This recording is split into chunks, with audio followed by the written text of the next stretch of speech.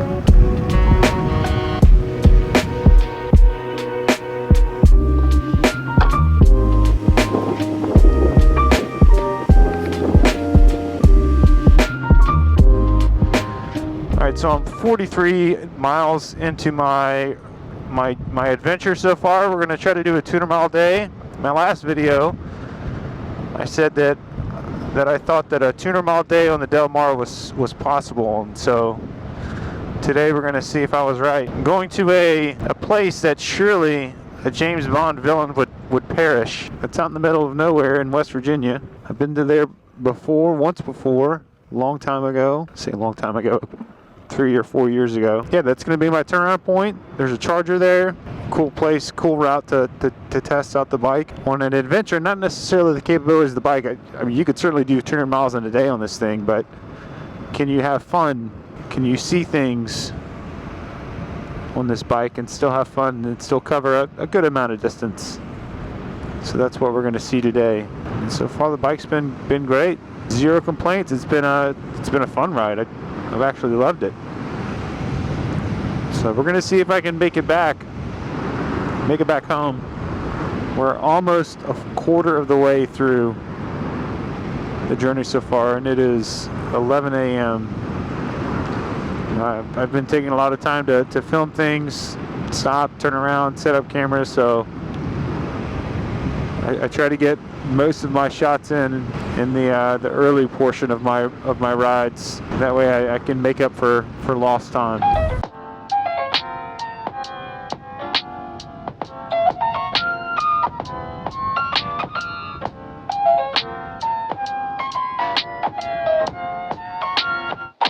Fantastic mountain roads.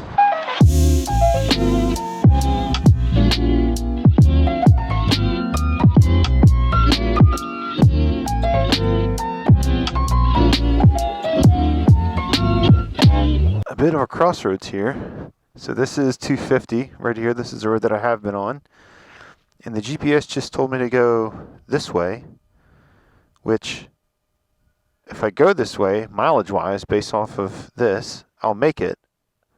But if I go back on 250, it brings me all the way around like 18 miles, and I've only got 14 miles of range. I mean, I have no idea what these roads are like. And there's still snow on the ground up here. I mean, this might work.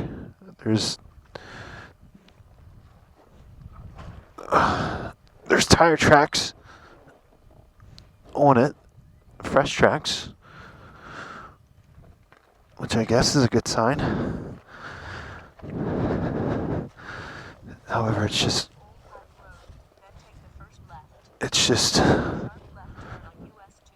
muddy, and these tires are not at all good for muddy conditions. Yeah, they're struggling. Let's see how bad of an idea this is.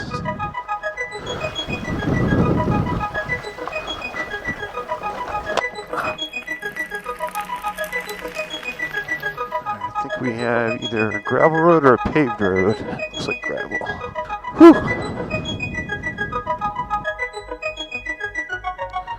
Alright, so it says 9.9 miles left. I have 12 miles of range. I'm going downhill, so I'm just trying to let the regen do its job. Well, I should be able to make it. Did not want to cut it this close, but it is what it is at this point.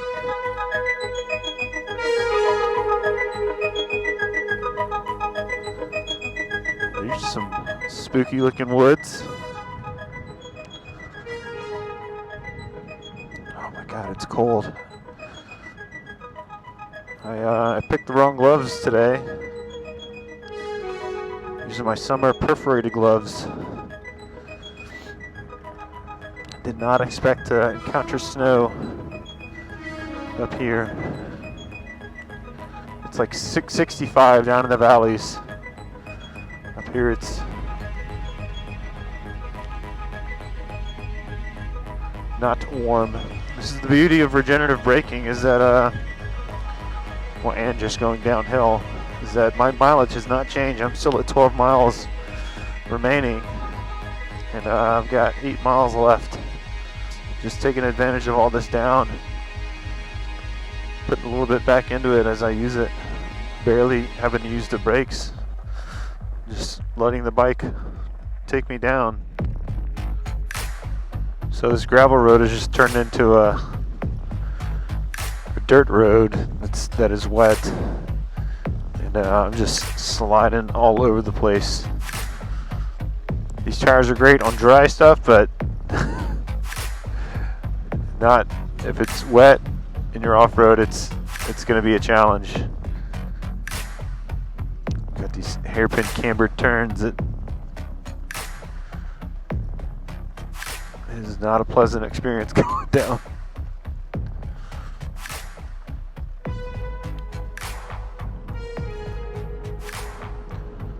Finally a paved road. Jeez.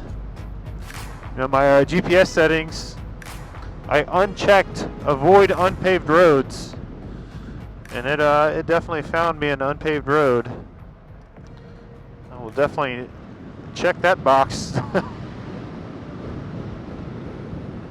You know, that's the bad thing about the bike being a flat tracker, is that you really only have access to flat tracker tires, and there's not that many of them. They're all pretty much identical tread pattern. You know, compound may be different, but that is the one bad thing about having this bike, is that you are incredibly limited on tire options. I've been researching for weeks, if not months now, on trying to see if someone makes a tire for like an off-road tire for these dimensions, and I could probably get away using a dirt bike knobby tire on the front. However, the back, it's a little bit more challenging, just because of the width and the rim size. It's very, very rare to find a 19-inch adventure tire. Very, very rare. And even then, it's not gonna be an exact fit. The widths are gonna be off. So you're kind of not you're not. It's not the most efficient way to use that tire. There's gonna be some trade-offs to do that.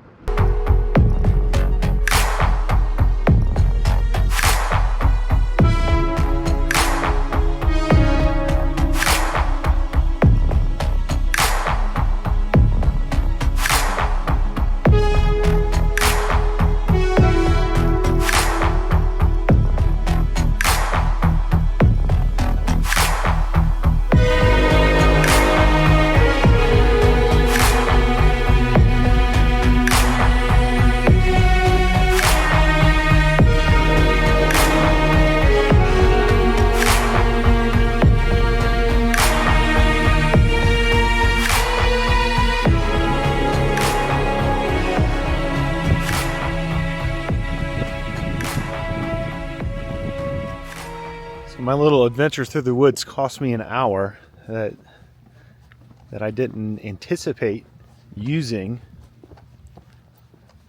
The plan was just to get here at noon, which I would have made it at noon. Charge here for an hour, and that would have given me enough to make it back to the Fort Lewis Farm and Lodge to charge to get back home. So it would have only been three short charging stops. This would have been the longest one. Because that hour would have given me time to like check out the telescope and go to the visitor center, which I'm still going to do. I just have to wait here longer, I think. And I hope that they have a Wi-Fi here. There's no service in this whole valley. I hope they have a Wi-Fi in the visitor center, so that way I can pull up PlugShare to see if there's anything, to see if I can pick a different route. I know that there's chargers in the area, I just don't know where they're at. And I can't search for them on my navigation because it doesn't have those locations in there, only my cell phone does. It has officially become an adventure.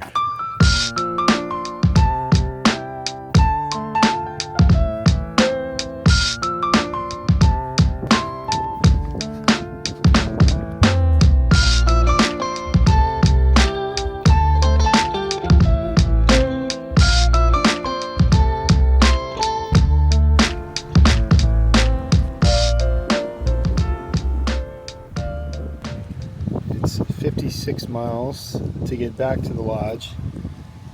Range is 80. What the bike estimator doesn't know is that I'm going up and down mountains, and so that's gonna really hurt range.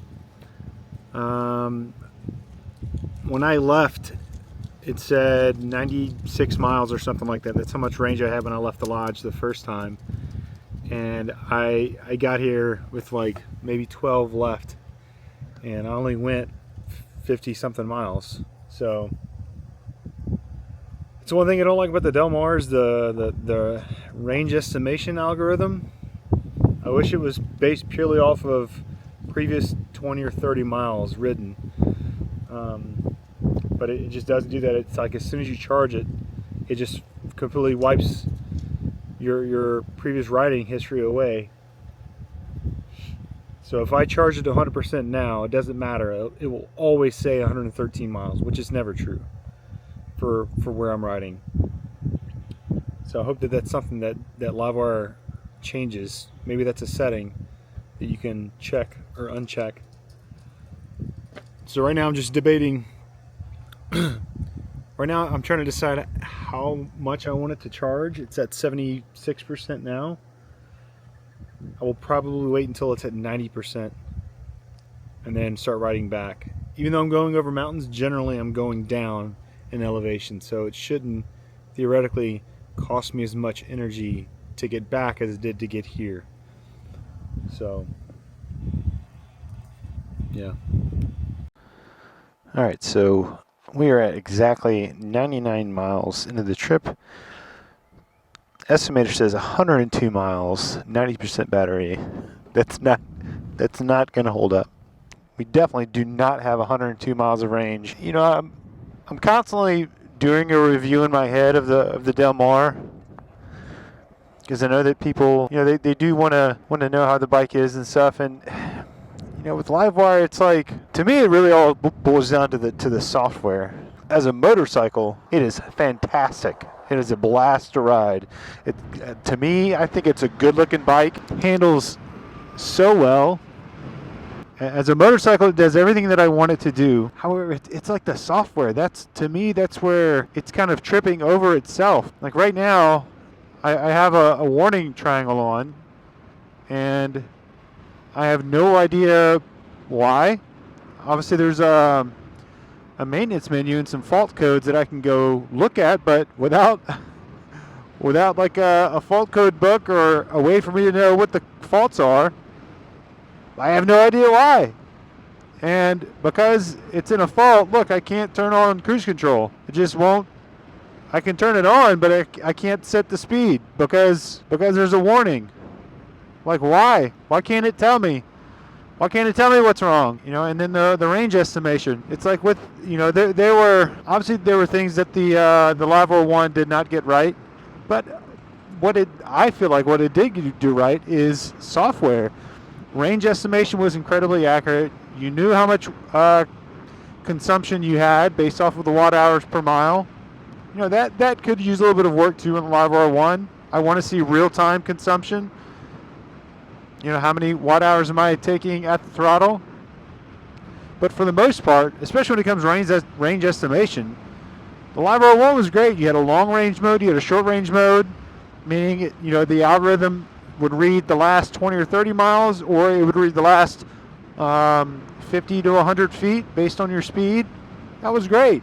The Del Mar, it has a range estimator, but it doesn't have a history, meaning if I ride 100 miles an hour and then I go charge it up to 100%, it's going to act like the range estimation. It's going to act like I didn't just ride the bike 100 miles an hour. It's to say, oh, well, you got 113 miles, you get a full battery. It's like, no, base it off of my riding behavior, not that you think that I'm going to be in the city. That's what the algorithm is based on.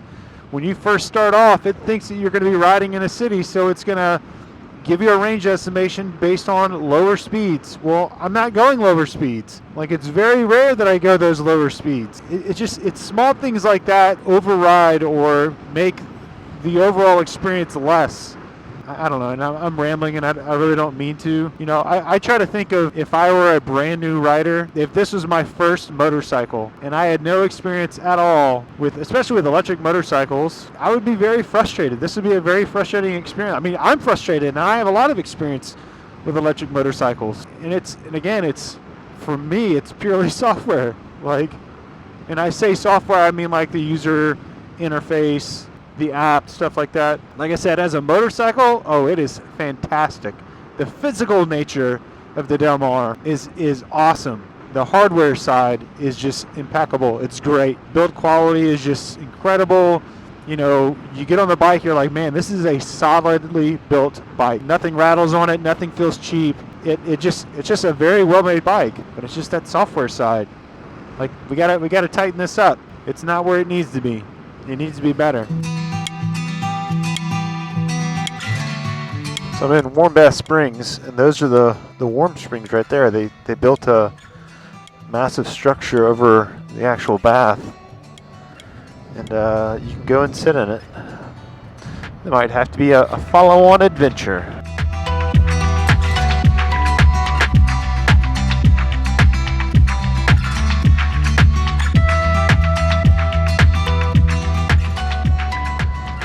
%, battery, 9 miles of range remaining, and we went 61 miles, and that was at 90% battery when we started. So yeah, 80 miles per charge, per full charge. This should be a relatively quick charge. Quick meaning less than an hour.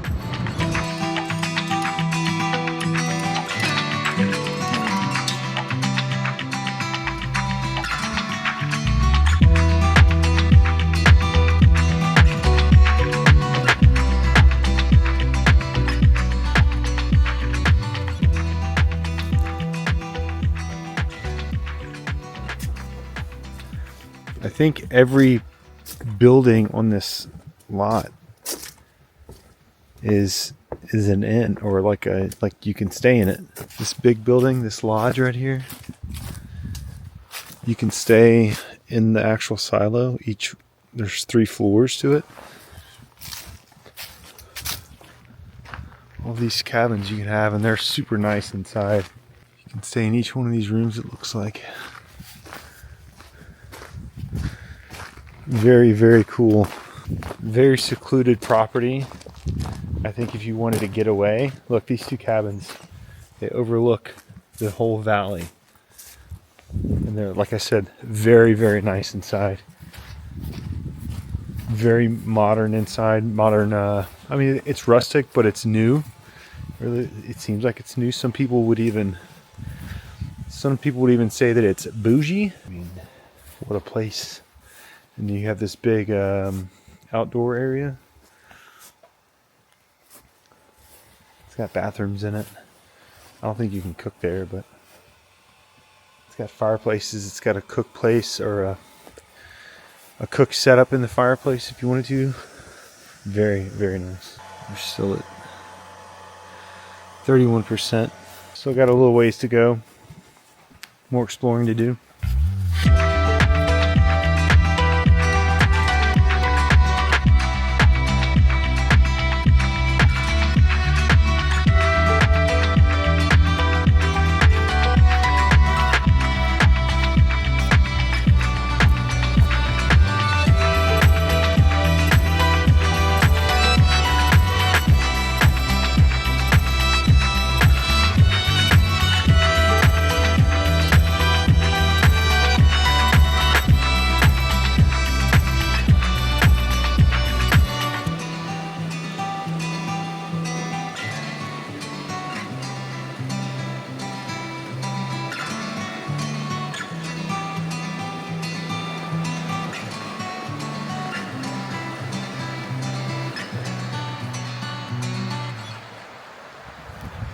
You know, coming here makes me think about the argument of electric motorcycles where people are like, well, I don't have time to wait.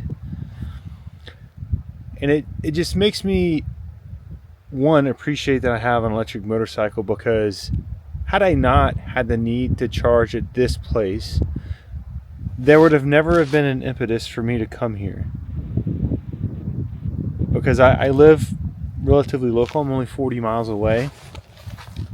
I would have never have thought to come to this place. And it is incredible. And if I didn't have the electric motorcycle, I wouldn't be here. And I think of so many places that are like that, to where it forces you to sit in one place. It forces you to kind of either explore an area that you otherwise wouldn't have been to, but it also makes you pause. And it makes me think about these guys that we ran into when I did the MABDR over the summer.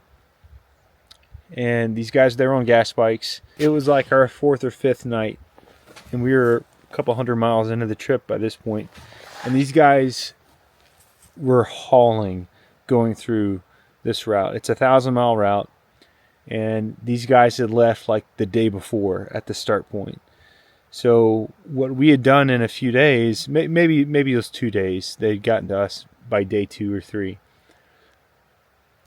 You know, they just blew past everything. It's like this rush mentality of, all right, I got to go. I got to put hundreds and hundreds of miles you got to put 300 miles down today. And I get it. Maybe you don't have a whole lot of time to do these trips for whatever reason, but isn't that like kind of the reason why people do these trips, is because they're so flushed from regular life, from having to just always go. And when they do motorcycle trips, it's just go. Like, it doesn't really change anything. So I guess it's a good thing that you have to wait to charge.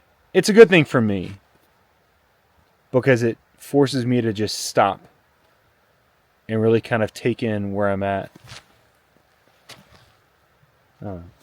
It's pretty good. It's good for the soul, you know?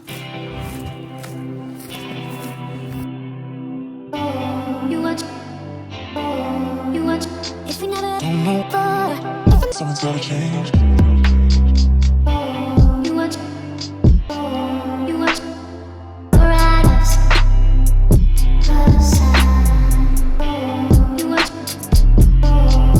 Alright, so I just hit 200 miles. Got a 4% battery remaining, 4 miles of range, and I'm about to be home. Just wanted to close my thoughts on this. So a 200-mile day is certainly possible. If you're not filming and you're not, well, really just filming. Today would have ended a lot earlier, and also if GPS hadn't brought me off-road, I would have been home an hour ago. So 200 miles is certainly doable comfortably. 250 miles you'd have to start a little bit earlier. I think I started around 8 this morning. Start earlier, obviously do it in the summer. The sun's up longer. I think 250 miles with a good network, with a strong infrastructure, it's certainly possible on the Del Mar. Now, whether or not you want to do it, I guess it just depends on what you're going to be doing while you're charging. If there's things to see and do, or if you have something to do while you're waiting. I never waited more than an hour today at each stop. Yeah, that's it. 200 mile day on the S2. Mission accomplished.